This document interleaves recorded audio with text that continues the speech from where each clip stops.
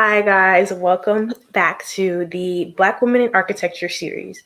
If you're new here, my name is Morgan Medley. I am a senior in high school. I attend Enloe Magnet High School in Raleigh, North Carolina, and I have the dreams and aspirations of becoming an architect.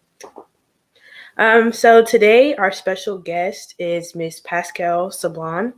She is the 315th living African American registered architect in the United States. She's an activist architect who works to advance architecture for the betterment of society, bringing visibility and voice to the issues concerning women and diverse designers. Ms. Sablon has given lectures at colleges and universities such as Harvard University and Tuskegee University, cultural institutions such as the United Nations and the Smithsonian National Museum of African Americans. So I'd like to welcome Miss Pascal Sablon. Hello, thank you so much for having me. I really appreciate you sharing your platform to get to know me a little bit. So I'm just gonna basically throughout the night ask you just a few questions just to get like your whole background and just to get, I guess, more experience. So where are you originally from? I'm originally from Queens, New York. Actually Cambria Heights more specifically. But my family's background is from Haiti. So I also rep Haiti, and I always say like my name is like the most Haitian name ever. So very happy and proud to hold both identities, both where I'm born and where I was raised, but also where I'm from heritage-wise. Okay. So what were your interests throughout all of your school years? So like, did you always know you wanted to be an architect, or was it just something you picked up? I was always an artist, always drawing, definitely that, Caribbean parents. So the advice was to become a doctor or a lawyer. And then around the age of 12, I was commissioned to paint a mural at the Pominock Community Center in Queens. And while I was drawing my multicultural jungle gym, a person walked by and said, "Wow, you can draw straight lines without a ruler. That's a cool skill for an architect to have." And kept walking. I was like, "Oh my God, yes, architecture, that's perfect." Where I could use my creative talents, not just from a hobby standpoint, but actually in a professional setting. It also wasn't lost on me that had this passerby or didn't have this out loud thought, I don't know when architecture would have been truly introduced to me as a possible goal. But basically, since that moment, 11, 12, I've always known and proclaimed that I will become an architect. And so there's nobody who is surprised that that's what I am right now. When it comes to me, I just fell into a class my freshman year. It was just a drafting class, and all through I guess like the end of elementary school and like all through middle school, I told myself I wanted to be a lawyer. So I went to just a whole bunch of law camps at Central and just different things. And my freshman year, I fell into the class, and I was just a freshman. I was just signing up for stuff. It was like, hey, I might as well. It's like good to just figure out what I like and what I don't like. And I just ended up falling in love with it. And I just have stuck to it since then. I've taken almost all of the drafting classes that they offer. I've done different camps dealing with architecture. And so I think once I found out like this is really what God's gift, this is what he gave me, I might as well just use it to a certain extent. I've done a camp with Noma. I've done a hip hop architecture camp. I've done different like workshops. So yeah. I think Sounds great. Yeah, so I heard in your intro you aspire to be. I just think it's going to be your next steps. You claim it. It is what it is, and look at you for already creating your support system and a community that's going to help you get there. Mm-hmm. So when did you have like exposure to like architecture and design? Was it just like you just knew you just like to draw, and then that one comment just made you stick with it, or was it something different? So it's interesting because after that comment, that was my answer, right? That I wanted to be an architect. And then when I started applying for colleges and my mother noticed that I was only applying to schools that had really amazing architecture programs, she was like, "But wait, are we sure?" And so she signed me up for a What an Architect seminar, which met weekly in the city And they took us to construction sites. They took us to architecture firms. They took us to newly constructed projects. Mhm. And that just like, it solidified it for me. So they had architects come in and talk about what their day-to-day is. And so it really helped demystify what exactly the profession was. And that really just kind of sealed the deal for me in terms of, yes, definitely. I remember though, when my mom, because of course my mom came with me the first day, mom's always holding me down.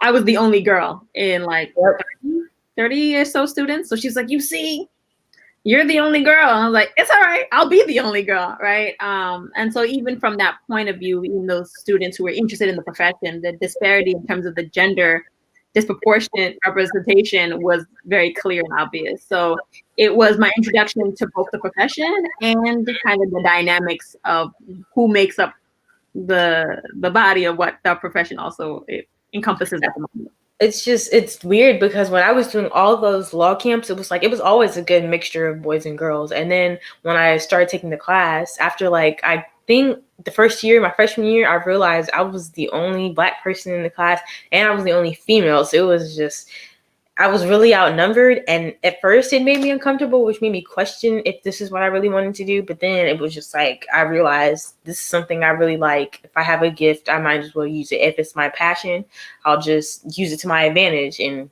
I shouldn't really let that be the reason I don't want to do it. Absolutely. I mean, when I was at Pratt, there was about 5 of us in the School of Architecture, which is a 5-year program in my year.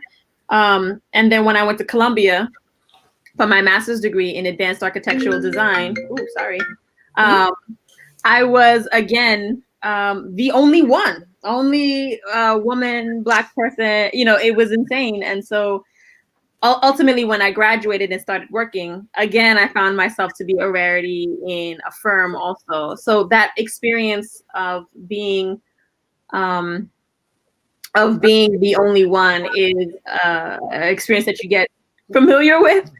That's true when I walk into rooms as board members, as presentation leaders in architecture field. It's consistent, which is why part of my bio I make sure to say that I'm the 315th living African American woman architect currently practicing, and I believe there's about 115,000 architects practicing in the United States. So that just tells you the percentages of where we are, and I think as of October we're at 500. So from the time I got my license and became registered to now, we're about at 500. So, we're increasing our numbers. We're really trying to create a support system. We're really trying to introduce and invite and support young architects such as yourself, all in an effort to kind of get us higher representation. And it's not just representation for the sake of it, not just so that when we walk into a room, we see somebody who looks like us, but that we're not always being the only voice that's defending and empowering communities of color that are being sensitive to, diverse issues as well as gender issues, right? So it would be important that we have that lens that helps enhance the perspectives of what we can do for the profession and do that well. And that's kind of why I created blackgirlsDRAW, because I did not have a lot of exposure when I was really, really young. I had none whatsoever. I didn't even know architecture was a thing. And sorry, I closed the door. He found me.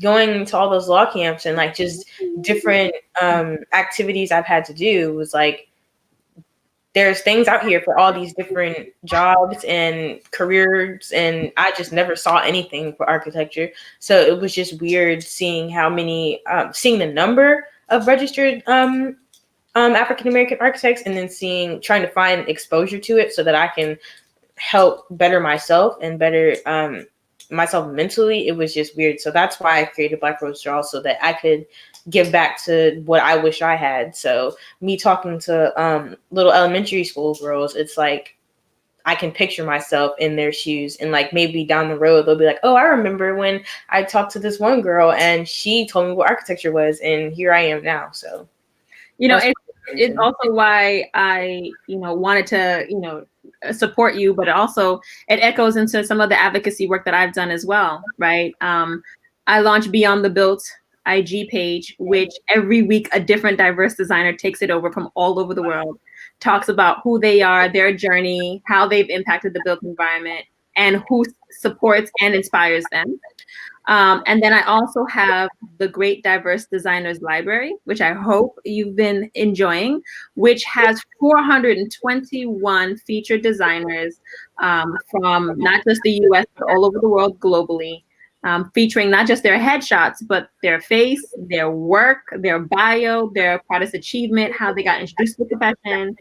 And as I read these submissions and see all this amazing, powerful work, the narrative of how people got introduced to the profession usually came from family members, that they had a parent or someone who was in the profession. Whereas with my family, I didn't have that luxury. Yeah. So that's why, you know, we really fight to represent not just our existence, but also our impact. And that's also why I volunteer and is part of Noma, the National Organization of Minority Architects. And I'm their Northeast Regional Vice President at the moment and their historian. And hopefully, not hopefully, I've been elected president-elect. And so I'll be the 5th woman president ever of this organization in its 50-year history. So these all provide us platforms to support one another and to dismantle the injustice that's embedded into the profession and in the world. So, growing up, did you have anybody that you actually like admired or that just helped you get into, I guess, the groove of architecture? Like through high school, did you have any like mentors, through college, or it was just something you know you wanted to do, so you were just gonna like go do it? Yep. I'm an Aries, so it's like once that decision's made, we're gonna make it happen. But no, I think from what I had thought I knew of what an architect was sufficient for it to be like my answer to that question. And then once I did participate in that seminar, that workshop, that really solidified it. But for me, my real first introduction to architecture truly was my first year at architecture school. And that's part of the reason why I wanted to go to Pratt Institute, is because when I was looking at all the different schools of architecture programs, most schools had you do like 2 years of liberal arts classes, and then the 3rd year is when you started doing architecture stuff.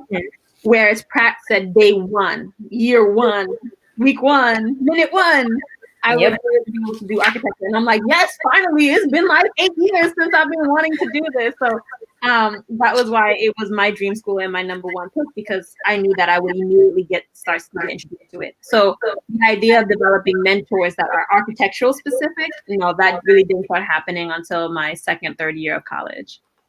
So did you have any specific classes you took during high school that maybe helped prepare you for college, or? Yes, I had an art class, and it was because I was filling out my college applications and it said portfolio. I was like, oh, that's not like a fancy French word, portfolio. And then when I researched it, I was like, oh, I have to have art pieces to show my artistic talent. This has always been a hobby. This hasn't been anything serious before for me. My mom signed me up to Jamaica's Arts Center in Queens, where I would go on Saturdays and we would create art. And again, I walked up saying, hey, listen, I'm here because I'm trying to build my portfolio. So the professors there helped me build it. And then I had an art class that I was taking at my high school. I went to the Mary Lewis Academy in Jamaica Estates, and they have a great architecture cottage and a great program on the art cottage.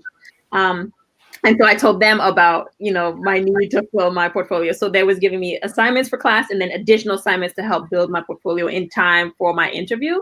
But beyond just building my art portfolio, literally, I did not touch architecture until I started school. I mean, you know, my undergraduate degree.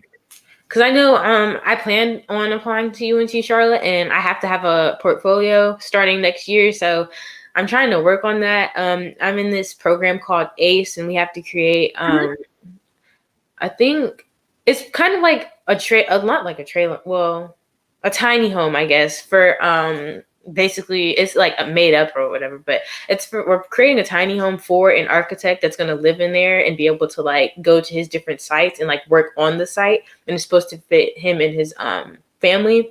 And so that's what we're doing. And I've also have some kind of floor plans from my drafting classes, but I talked to one of the students from UNC Charlotte, and she told me that she didn't know anything about architecture. She just knew she liked to draw and paint, and that's what she filled up her whole portfolio with. So I'm trying to figure out a way to how to branch out of just knowing how to do like architecture, but knowing how to sketch and like paint and draw so that I can be very versatile with it, because I know that some colleges are looking for students that use their imagination more than just knowing what architecture is and knowing the skills. So I'm trying to branch out of just knowing the basic skills of it. So what I would say is, I mean, a lot of schools of architecture want you to kind of come in as a blank canvas, right? And they want to teach you what you know. So what you want to show is your capacity for learning and collaborating. Programs like the ACE mentoring, which I'm also a mentor, is really a collaborative process from the mentoring typologies all the way down to who you're working with on these projects. So when you present and capture your tiny house kind of project, not only do you want to talk about the collective vision and how you got to the decision of the project, but also your particular role and how you impacted the project and how the project was different because you were there. And then I would say, let's be bespoke and specific and targeted and strategic. I would call the schools of architecture that you're looking for and say, what's your ideal components in a portfolio?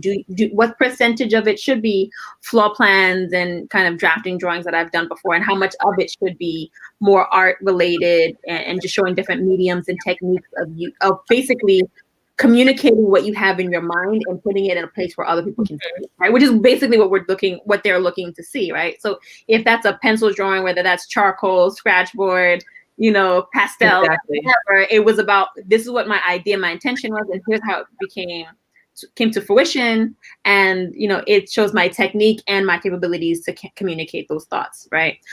So I would definitely call all the schools that you're thinking of and ask them what their preferences are. Check their website. They might have kind of listed it, and or find alum online, find their IG pages of their student groups, see if Noma has a Noma chapter from each of those, and just ask questions. So this way, whatever energy you're pouring into it, it's going to help you get closer to achieving your goal. Because I know some of the schools that I have applied to and I have gotten into, they don't have like a specific set. They don't really require portfolio. Like once you get into the school, you get into the major that you chose and you go from there. But I think UNC Charlotte is one of the only schools that required a portfolio, and NC State, I think. So just make sure that all the schools that you're applying to, and this is my recommendation, this is not a requirement, are accredited schools of architecture. Because the B.Arch is a very rare degree. So what you'll find is bachelor's of science in architecture is different than a bachelor's of architecture. Exactly. So you need to just be mindful and just be careful that the programs that you're applying to and the degrees that you'll be attaining should be an accredited degree. And so those accredited degrees, because of their accreditation, require certain things in terms of the application process as well as your curriculum. So there might be some differences between that and a BS, but not BS, but Bachelor's of Science degree that will do that. So anyway, I know there was a few schools that I was looking at and was like, going into it, and I think it wasn't until I visited the school campus that one of the students said, "Oh yeah, we're all applying to a master's program." I'm like, "Why are you guys going to master's program?" "Oh, this is not an accredited degree, so you need to go get a master's in an accredited architecture program." And MArch is way more popular, or there's more options for MArch programs. And I was like, no, we can knock this out one degree. I'm not trying to do this too many times. And I'm getting a master's degree anyway, but both of my degrees are in architecture. But I say all this to say, careful, usually when there's a difference in what is required in the schools, it leads back to that. So just be mindful of that. Because I think A&T, we went looking because I thought they had an accredited architecture program, but then when we went and we visited the school, I realized we figured out they don't, but they have a landscape architecture program, but I didn't, it's not, this is nowhere near the same. And I didn't want to limit myself. I didn't want to just say, this is what I'm going to do because I want to go to the school. I was like, if I want to do like architecture, I need to find a school that has architecture and then I can get my master's. And so I was just, I applied and they're waiting to get my first semester transcript, but my number one schools, I've gotten into Tuskegee, and that's one of my top schools. I applied for it and I'm waiting to hear back from Morgan State. I applied to FAMU and they just need like a few test scores. And then as well as I applied to Norfolk State, but there's I think it's construction management, and it's kind of different. That's very different. Yeah. And I talked to the last interview I had Miss Terry Canada up here, and when I went to visit her Evoke Studios, we talked about construction management and project management and like the difference from what it is to architecture. So I was like that, because that did interest me too. So I was like, I mean, I might as well apply to Norfolk State as well. But I also applied to Hampton and Howard. So, and I'm waiting to hear back from them. So I know people in most of those schools. Tuskegee, I gave a lecture last year, changed my life, completely changed my life. Just like hearing the history of the campus. Mm-hmm. And that the KKK used to come and burn down their buildings. Yeah. And so the head of the school ended up buying a brick kiln and learned how to make brick, and then taught the students how to make brick. And so the students would basically learn this trade and be able to get a job and start getting money while studying. But then those students would be the ones that actually built the campus. So their mantra is, we are the bricks, because literally the students, as they learned how to make bricks, laid the buildings and created the different buildings across the campus. So you can see the technique and the refinement of how good they get throughout the different buildings. It is embedded with like just story and history and culture. It's really, really powerful. But again, I would look at their program and also look at their alumni, right? Mm-hmm. Or alumni, excuse me, anyone who graduated from those programs, and see maybe if you have your list of like your top 10 favorite architects, right? Because of their work, because of their ethos, because of their values, because of the way that they engage the profession, the way they engage society. Then say, all right, these are my top 10 best architects. Let me see where they went to school. Exactly. And then that will tell you kind of like help you kind of help make the decisions in terms of once you get all your acceptance letters, which one makes the best sense. Next thing I'm going to say, and this comes from a girl whose mama is an accountant, have in-depth conversations with the financial aid department. You say, hey, I'm interested in coming to the school. I understand that I'm a African-American woman looking for this program. What can you do? And usually they'll tell you like first year, you're not going to get a lot because they're offering a lot of packages for a lot of students. But negotiating your financial package doesn't end at admissions. It happens every semester. So every semester I would take my little report card and I would go to financial aid office and be like, it's me again. Mama sent me. So what we doing this year, right? And like, how can you help me? And every year I walked out of the room with more and more financial aid. And I don't mean loans. I mean grants, things that came to me that helped support what I was doing. And so ultimately, before I graduated, I think the whole last year, I was getting more financial aid than the tuition. So that was getting a surplus. And that was allowing me to make make ends meet in terms of getting through school. So I say all this to say that when you're, attaining your degree, I believe according to NAB, NAAB, it can cost anywhere between $47,000 to $232,000 to become a licensed architect. It is a huge financial commitment.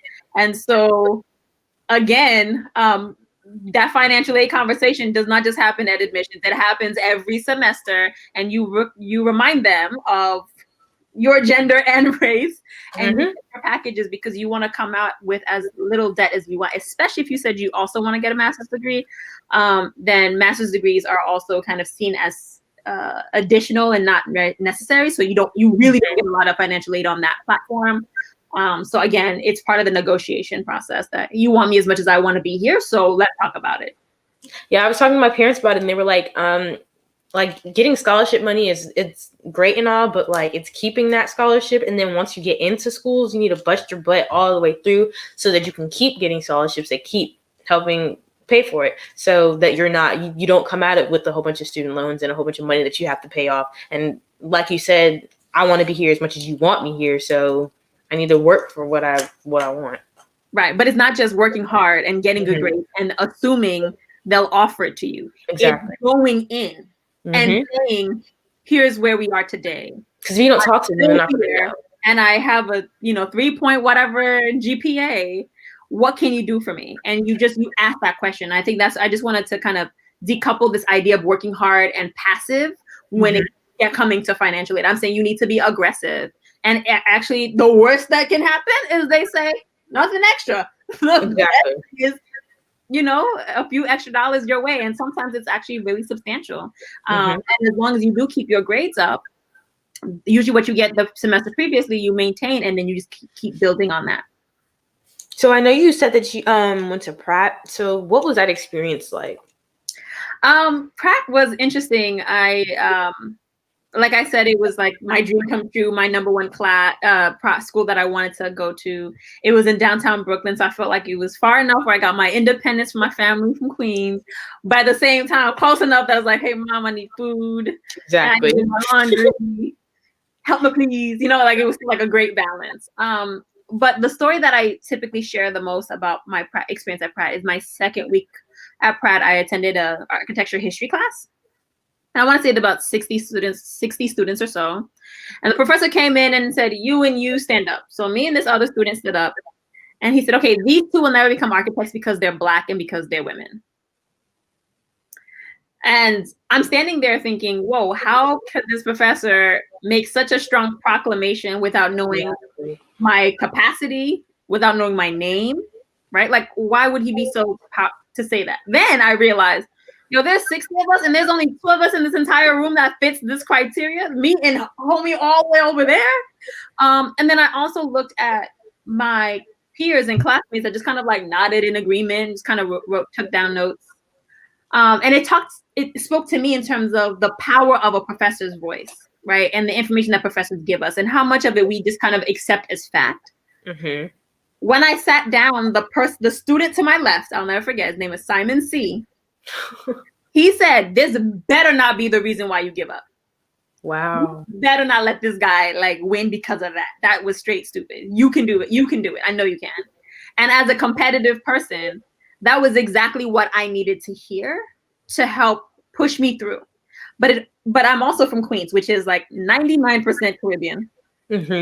And then I went to an all-girls Catholic preparatory school, which was all girls. So I left education environment where I was in a Caribbean BIPOC community or, all girls community, and heralded that we are amazing and we're brilliant and we're powerful because of these two things.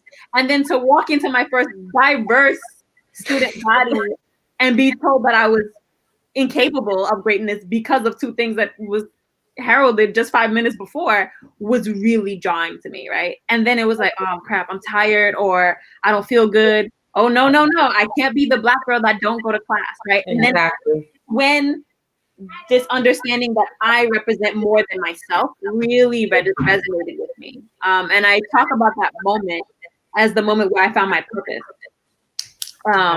Because I knew that there was a reason that professor felt okay to say that. And then I also noticed that I was never taught about any women or diverse designers in my school of architecture. And it wasn't until I got to Columbia that we started talking about Zaha. But that was it, right? I didn't know about other women or so on and so forth. And so that's part of, again, why I launched Beyond the Built Environment, LLC, and why I have the Great Diverse Designers Library, and why I do the ID pages and the Say It Loud exhibitions. It's all about cultivating, finding the amazing talent and work of women and diverse designers and putting them on display and elevating them and making sure people know that we're here doing amazing work so that professor wouldn't be so audacious to say it again, right? Or even think that. So you are the 315th registered Black African American architect. So how does it make you feel, and how difficult was the process of getting there? Sure, I'll just add one quick clarification. Woman. So there's about 2,400 of us total, men and women. I'm the 315th living African American woman architect. And the process was difficult. It took me 14 tests before I passed the 7 that was required. Wow. Some tests I passed it the first time. Some it was the second. Some it was the fourth. And there was a lot of tears that came after every fail. But I realized and learned a few things along the way. The first is that the licensing exam has a 40% passing rate. That is designed for you to fail, right? I also learned that it's not a direct reflection of how great of an architect you'll be, is how well you take the test. It's indicative of how well of a test taker you are. And it also showed me that cramming like I used to do in college was no longer the wave and not effective. Right? And so what I would do then is I would study and take practice exams and practice quizzes. And only until I was getting 80s and 90s, then I would schedule the test the following week. Oh, yeah. And between that time where I said, okay, I feel ready, and when I go into the exams, I'm just reviewing. But before, I was like setting an exam 6 weeks down, and then I was like, okay, I got to finish Kaplan, and I got to finish Ballast, and I got to finish these cards, and I was just cramming the information. And then when I get to the test, in my time, which is different now, in my time when you took the test, you had to wait 6 weeks before you got the result. Oh, wow. And then if you failed, you had to wait 6 months before you could take the test again. Mm-hmm. And so by the time I took a test, I had then scheduled my next test for my next 6 weeks. And I wouldn't know if I passed or failed till after I took the next test. And the material and the content kept changing because I had to wait 6 months before I could take it again anyway. So that put me in this cycle of not knowing that I wasn't properly prepared for the exams until a few exams in. And then I was like, okay, I can't keep trajectorying 6 weeks out and having this random date that caused anxiety. I'm just going to study till I feel like I know it. And whenever I feel like I know it, schedule it like immediately. And it worked beautifully. And that really was the process for me. So I'm saying this to say, in studying in school or when you guys get into taking the exams, one person's process might not work for you.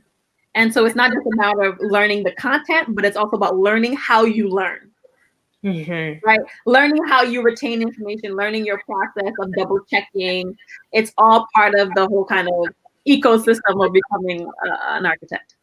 It's like everybody learns different, everybody studies different. And I hear a lot of people say that you're just not a good test taker, but sometimes it's like, it's just everybody has different study habits. Everybody has different ways of just taking in information and learning how to get it to stick instead of just, it goes in one ear and out the other.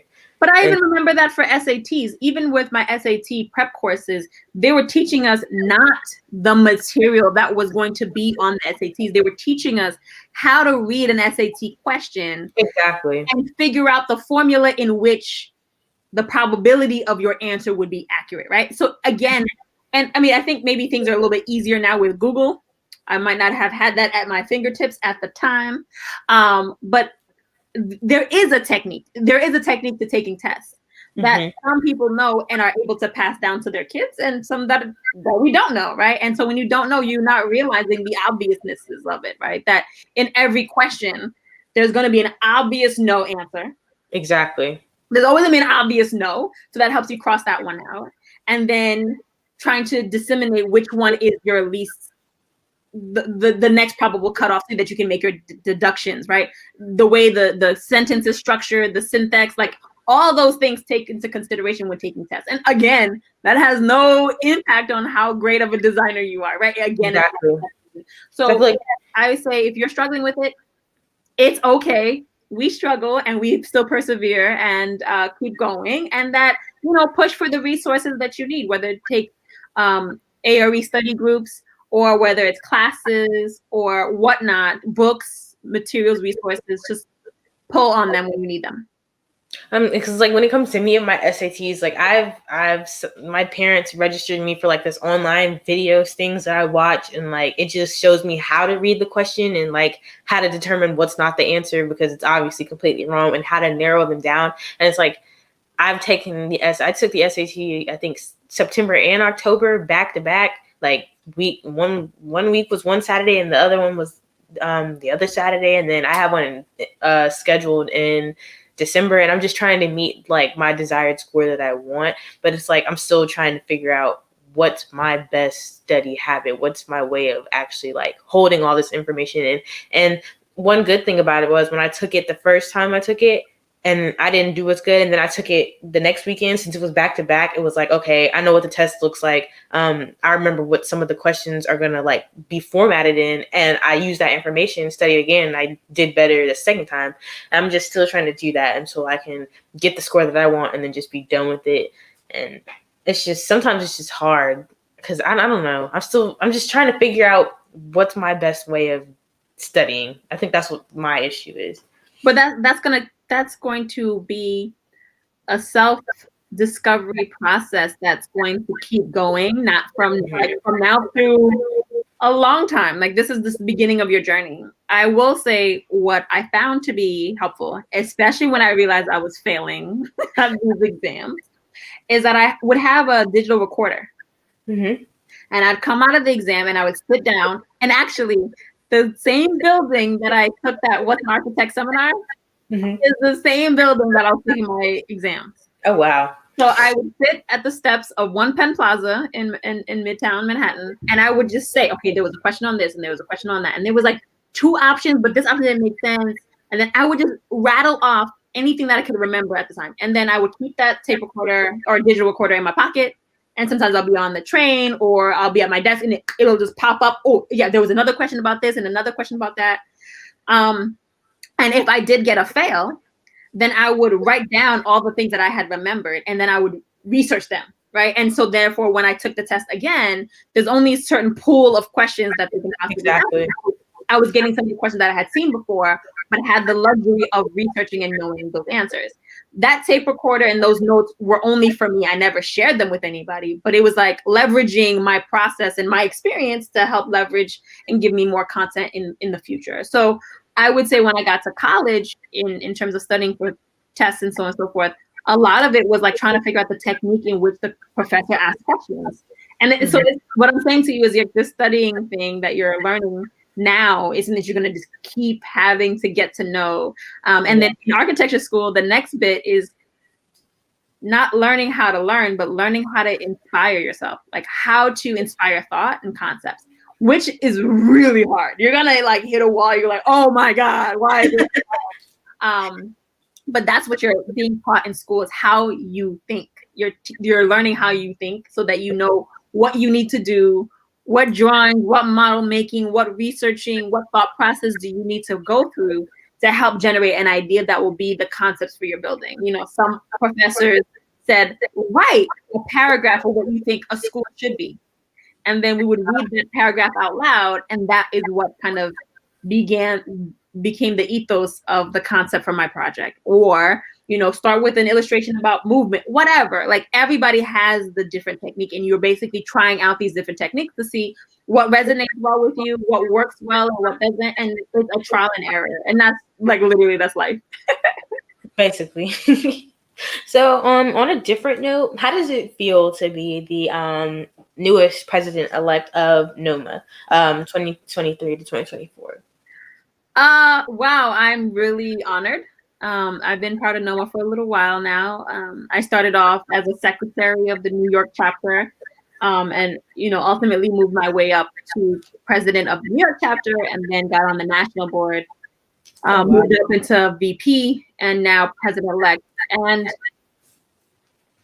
this organization, especially under the leadership of all these past presidents, has really taken off, has doubled in membership, and really have become the forefront of the conversation leaders in terms of fighting for justice, equity, diversity, and inclusion. And so it's a very big and heavy responsibility, but one that I'm excited to carry. But I also want to just emphasize that I didn't just kind of like show up and was like, all right, I'm ready to be president, right? I've been part of this organization since 2009. And so the idea is when you volunteer and get involved, you start to learn who are the leaders, what are the challenges, you get to know who are the members, you get to understand the ecosystem of what's driving the injustice or what's driving the dreams, and how we can support and or how we can dismantle, right?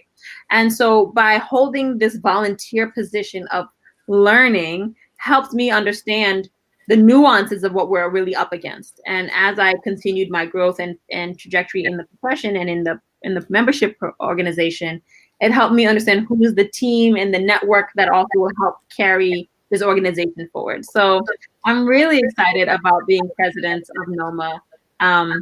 Also shocked to know that I'll be the 5th woman ever to hold that position, you know, with a small kid, which probably won't be so small anymore once we get to those years. But it's been really, really fun, and I'm excited. And right now, I'm really focused on supporting Jason Pugh in his presidency and being his right-hand person to, you know, help with the great work that we're doing.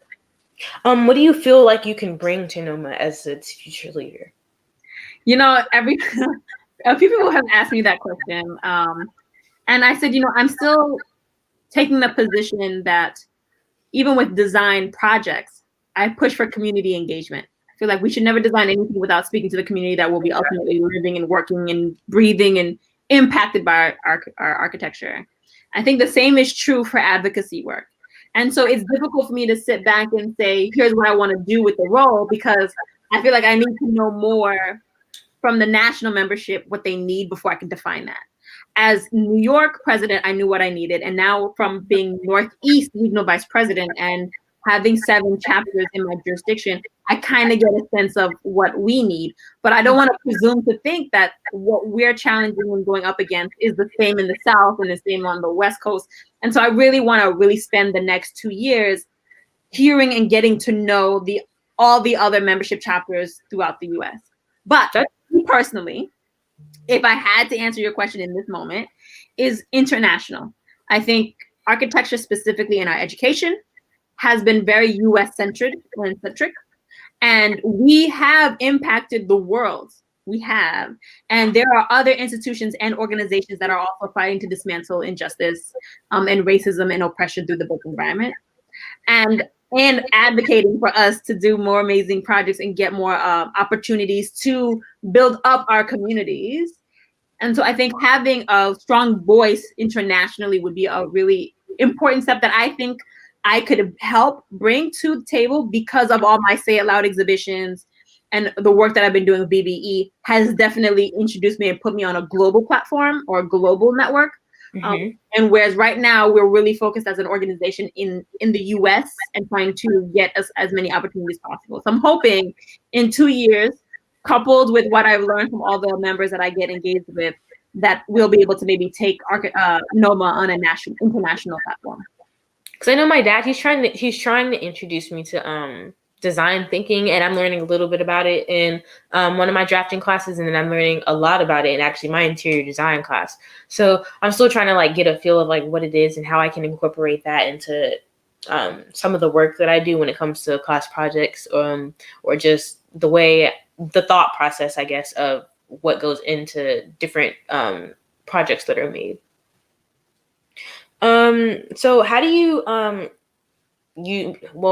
how do you show exposure to young girls of color that may have interests in like just like art or just design or just being an architect in general? Well, I'm involved as much as I can be. Like I mentioned, it was an ACE mentor. I participate in Project Pipeline camps. I've mentored in one of Mike Ford's hip hop architecture camp when it was in the Bronx, New York, with Chino XL as the musician. I participated in, like, I volunteer in terms of a lot of the camps and programs that help introduce architecture to younger generations. As president of NYCOBA, of the New York chapter of Noma, me and the board organized this amazing young designers conference at Pratt. It was like full circle. And we were able to have this high school and college day workshop where we had seminars and keynote speakers. And then we had a student competition with high school and college kids to show how college kids can already be in a position to mentor high school kids. And work collaboratively in that lens there. And then one of my favorite things to do is to walk in the African American Heritage Parade in Harlem. And we walk with our banner and our construction hats.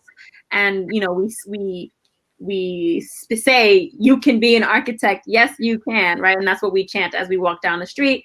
And if a little kid or somebody goes, I want to be an architect, oh, we make a scene, right? We hand out like flyers and really just try to be present and just be aware in there. But I think part of the reason why greater society doesn't know about us and the work that we do is because we're, as a profession, irrelevant in the fight for civil rights and justice, right? I think if we are seen as more of an important resource to society, then more people would want to be part of the profession and get engaged, right? And a lot of the effort and initiatives have been really centered around diversity, like more of us, more of us, more of us. But if you don't get justice, then then more of us is not going to sustain. We're not going to last. Exactly. If we're here, but we're making 56 cents to $1, I'm not going to stay. Exactly. Right? Choose something different. Right. And if it's not equity, right, if there's not equity in the profession, then inclusion is not going to happen. So, it's justice and equity equals diversity and inclusion, and forcing one without the other, I think, is just, a short-term kind of strategy, which is another reason why volunteering and becoming part of these programs are really important, but also positions of leadership and power. We talked about all my places of authority at Noma. And for AIA, I'm the AIA New York Board of Director. I'm also the AIA National Strategic Planning Committee member and help write the strategic plan that all 96,000 members have to follow for the next 5 years, right? I'm on the board of trustees for my alma mater. So again, I take on positions of power to put in place policies that dismantle the things that were challenging for me as a student, and what students and faculties are kind of speaking to are issues now, as well as what we're pushing the profession. So one of the major things that we were able to accomplish this year with AIA New York is we put out a statement asking our members to cease and desist designing and constructing jails, prisons, and places of detention. That us as architects has a role in the criminal justice injustice, and that we need to make sure we can be more, right? And how can we be a fight, a power of change, and not facilitating that oppression? And when they say, oh, you need to be at the seat at the table, and I'm like, not if I'm the one that's on the menu, right? We went from 300,000 beds to 900,000 beds in a very short bracket of time. And a lot of these private prisons mandate an 80% to 100% occupancy rate. So every time you build a prison, you are extracting bodies from family members and putting them in modern day slavery to make underwear and jeans for 15 cents on the dollar. Or, as you see in El Paso, using inmates to process people's bodies and remains who pass away from COVID. Oh, wow. For like 10 cents or like I think it's 2 cents per hour. It's insane. And so we need to understand that architecture has a role here, right? The wall is an architectural component. And us taking a step back will make agencies and regulatory systems understand that we're not participating in this game anymore. So we need to re-envision what that means. And that means let's lean into restorative justice typologies. Let's lean into ways architecture heals, and be at that table where it's actually serving our community versus being at the table that is dividing our communities. And it's crazy that you say that, because I'm actually on the equity team in my high school. So we kind of just talk about the equity and the diversity throughout the school, and like the classes, and the difference between like AP classes and who you'll see in those classes versus like standard classes. So it's interesting to see how you actually bring the whole equity and injustice into your architecture and like what you believe in. And I've actually never spoken to, I don't think I've actually spoken to anybody that's actually like told me about that. So I actually really appreciate that. Oh, my pleasure. I would have never thought of it that way. I didn't know half of the information. So that's actually really good that you think of it in a different way than I feel like most architects do think of it. Well, I think part of it is when I say things like architecture could be oppressive and unjust, people kind of like, oh, can it? Design is amazing. And I'm like, not for everyone, right? And so we got to make sure that we reach into communities and society and make architecture for everyone.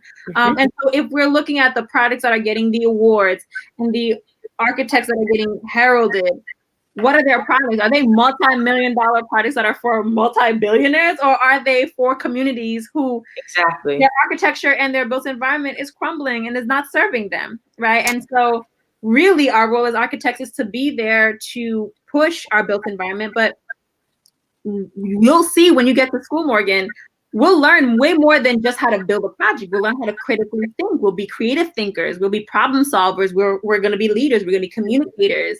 We're organizers. So we don't always have to wait for it to be a built environment manifestation for us to feel like we have a role.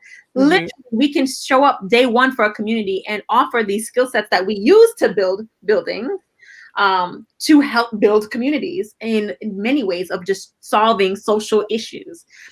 So these are things that I've learned from past Noma presidents. past Noma leaders and who I'm learning now from those members in those communities, and that's why I'm so proud to be a part of Noma, and why I highly recommend that everyone thinks about joining our organization. So can you tell me like a little bit more about the beyond the built environment? Sure. It all began with my first Say It Loud exhibition in New York. And basically, I wanted to elevate the identities and the work of African American architects, or Noma members, pretty much. And so we got to elevate 22 amazing designers, featured a timeline of important milestones that occurred in New York, as well as featured their work. And once it was at the Center for Architecture in New York, someone at the United Nations saw it and invited us to do a Say It Loud in United Nations. And from there, that took off globally and was featured all over the world and translated into all these different languages. But I didn't want to just keep elevating the same 22 people over and over again. Mm-hmm. So I took a step back and said, okay, fundamentally, what was I trying to do with this Say It Loud? And let's make it an organization whose mission that is to do just that. And Say It Loud is just an initiative or a program that helps get us there.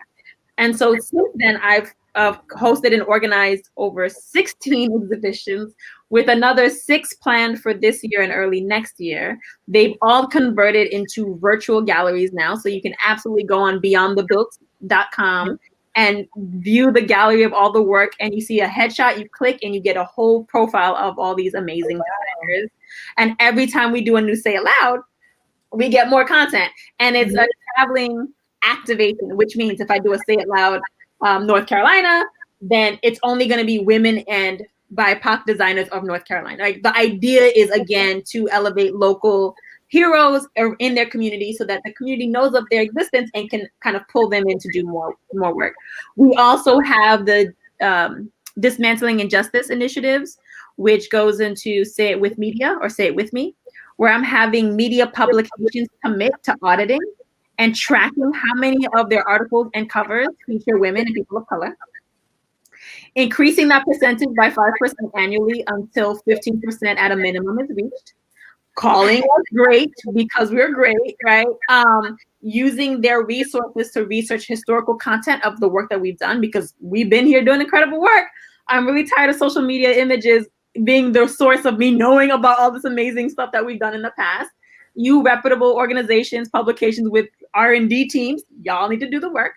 And then also educate their members and their viewers on how architecture is used to oppress. And so that's another really big initiative that we have. And then lastly is the See It Loud augmented reality app in camp, which kind of functions like a Pokemon Go, if you will. And it's, again, leveraging all the content from all the Say It Loud exhibitions, that it tells you what are the buildings around you that are designed by women and BIPOC designers. You click on it, you get to see their faces, you get to see their work. And you can do drawings inspired by the building, capture it on your mobile device, and see it on the building at 1-to-1 scale. And then we also have a children's pop-up book called Learn Out Loud, which, again, is leveraging the content from the Say It Loud exhibitions. That, let's say, is a Learn Out Loud New York. We would take 8 out of the 22 that was featured, and you get illustrations of those faces, but then their work is actually in pop-up form. Mm-hmm. And it says, I can too. So it'll say, okay, Architect Morgan changes the world through great and high design that serves her community. She can change the world, and turn the page and say, I can too, in one of your projects in 3D form. That's supposed to help the kids have self-affirmation and exercise the ability to say that they'll be able to do this, because from what I've experienced and from some of my peers, you will be told that you can't. Sometimes more obvious and more blunt, as my professor did, and sometimes a little bit more, indirectly, saying things like, oh, a thesis on hip hop isn't a relevant topic. Hence the birth of the hip hop architecture camp and the architecture movement, right? And so understanding that a lot of no's do help us find our path, but you're going to hear them along your way. And I just want to make sure that I emphasize tonight that absolutely you can, and you will, and you'll do it amazingly. And so that those, children pop-up books is part of that effort. What awards have you gotten for the work that you've done? Wow. Let's see. The Noma Design Excellence Award for some of my projects. I think that happened in 2014. Member of the Year for Noma shortly after that. I also the AIA National Young Designers Award winner recipient, which is a really prestigious and a really important award. Building Design and Constructions 40 under 40. That was also a big deal. Yeah, there's a few awards that I won. I didn't memorize them all. I do have a spreadsheet, so I can definitely pull it up if you need me to. But really what those awards have done is help elevate the work that I'm doing and a platform that allows more people to be aware to then be able to submit or support the effort of dismantling injustice. So I think awards are great. And I think that's part of what I'm trying to do. And so, yeah, I think it's also important that we go after awards. I think it's important that we submit our work to publications because we are worthy of elevation and praise. And so do great work, but also be the advocate for yourself to make sure people see it. So do you have any specific Black women architects that you actually look up to and that really inspire you? Because I know you said that all of them. All of them. I mean, all of them. If I start naming names, I'm gonna get in trouble because I'm gonna forget some, but all of them. I know 397, I know 333, I know 99, I know 13, I know number 13. Wow. And she's young. It's interesting. But every African American women of color that I have come across have been trailblazers, have fought through so much adversity to be where they are and doing it well and representing us so beautifully.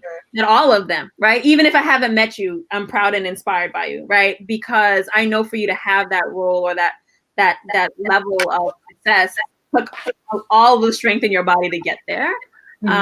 But there definitely are heroes and are pioneers out there, and it's important that we know them, we elevate them, and we learn from them because as architects, as designers, as planners, they've really made a huge impact to our built environment. So it's great that we get to learn from them and herald them proud. And so when you go to Noma conference, you get to meet them, hug them, talk to them, and learn from them even more. So highly recommend.